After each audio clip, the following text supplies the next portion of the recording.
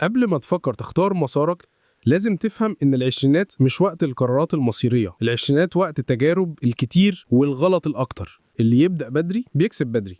لو الكلام لمسك أو حسيت إنه فتح لك باب جديد تفكر منه، اعمل لايك علشان يوصل لغيرك، واكتب في الكومنت استغفر الله العظيم، صدقة بسيطة بأجر كبير. وما تنساش تعمل اشتراك في القناة، لأن اللي جاي أهم وهيغير نظرتك لحياتك ومستقبلك. العشرينات جرب اغلط على قد ما تقدر. أنا شايف إن دلوقتي الكنز في السوفت سكيلز، المهارات الناعمة. كل ما بدأت بدري صار عندك مساحة إنك تغلط أو تتمكن من موضوع. الميزة بقى اللي في فرق عشرينات وعشرينات الجيل الحالي، إن أنا ما كانش فيه وسيلة غير إني أغلط عدد مرات غلطات لازم أمر بيه، اللي هم 100 غلطة. إتاحة الموارد اللي موجودة دلوقتي عند الجيل يقدر يوصل للي أنا وصلت له في 100 غلطة في 10 غلطات بس، لأنه هيتعلم من الأخطاء الآخرين. في العشرينات الغلط الوحيد إنك تحاول ما ترتكبش غلط، ده أكبر غلط في العشرينات. فالعشرينات أنت علشان تاخد قرار لازم يكون عندك بارامترز، معطيات. من ضمن هذه المعطيات من أنت، ما هي طموحاتك، ما هي تطلعاتك، ما هي قدراتك، ما هي ميولك. غالبا في العشرينات أنت ما تعرفش أي حاجة من دي، خاصة في وطننا العربي.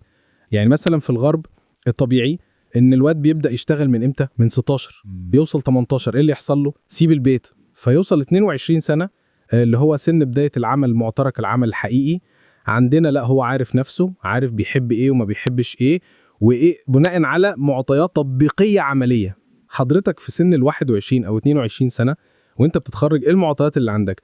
هو معطى واحد فقط لا غير، هو النفس. ما عندكش اي معطى تاني. في معطى الاهل، وفي معطى الفلوس، وفي معطى هو النفس. ده هو النفس. انا اهلي ضغطوا عليا، انا اصحابي. فده ميل شخصي وليس تحليل علمي. فبتبني التراك كامل غلط. في كتاب عظيم قوي اسمه ده ستارت اب اوف يو، كاتب واحد اسمه ريد هوفمان. يعني قبل بقى ما نقوح مع الحاج ريد هوفمان، مين هو ريد هوفمان؟ مؤسس لينكد ان، يعني ده عم الوظائف في العالم. بقى في حاجة اسمها كارير بورتفوليو، مجموعة مهارات بمجموعة وظائف على حسب احنا عايشين دلوقتي في ايه وايه اللي ينفع. يعني حضرتك دلوقتي مسماك الوظيفي ايه؟ كونتنت كرييتور. هل انت كونتنت كرييتور مدى الحياة؟ لا، انت دلوقتي كونتنت كرييتور.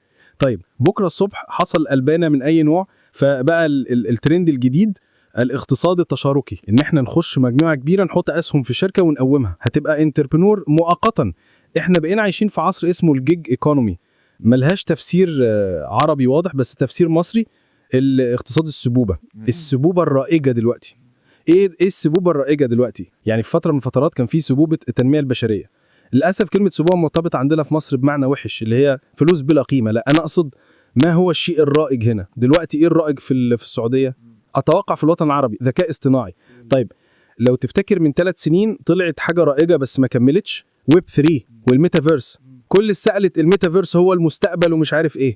فتخيل لو واحد قرر يتخصص في الميتافيرس، خلاص هو راحت.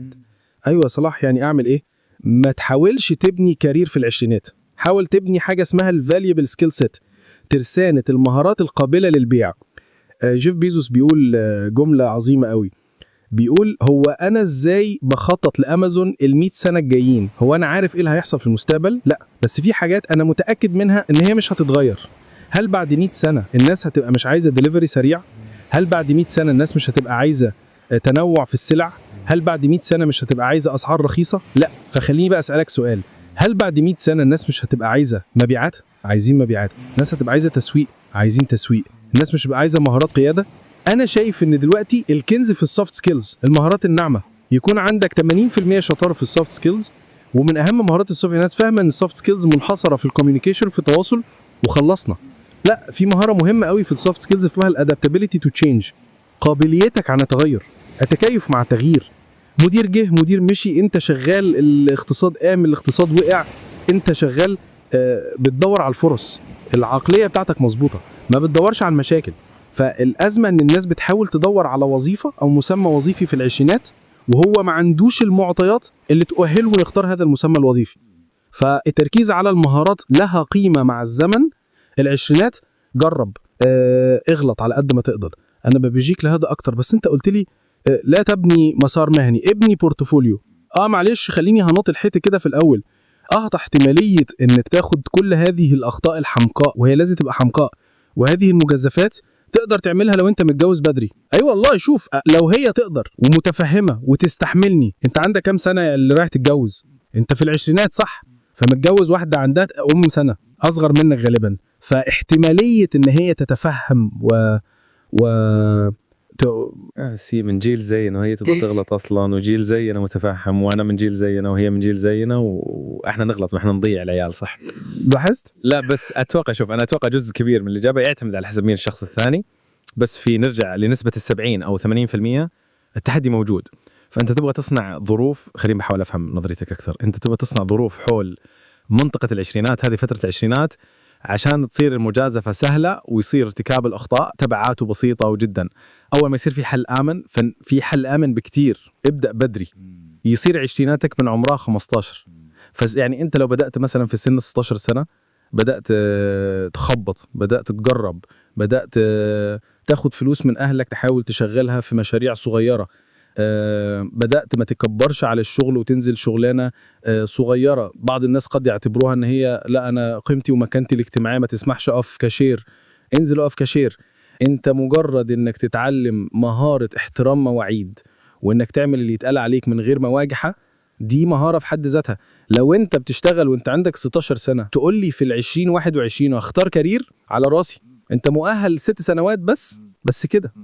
بس انت ليش مصر انه في فترة العشرينات لازم الواحد يغلط؟ علشان انت مش هتكتشف نفسك الا بالغلط، والغلط بيجي من التجربة.